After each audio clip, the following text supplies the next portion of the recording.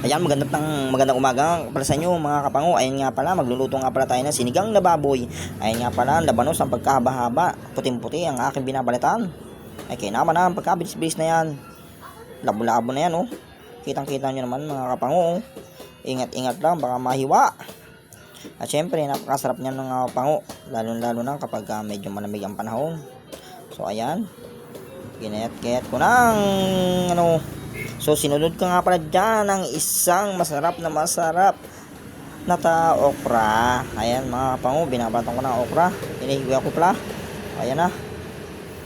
Yun, napakabilis mga kapango. Siyempre, ayan na rin yung kangkong. So ayan na. Hinimay-himay ko na parang bulaklak ng ilang-ilang.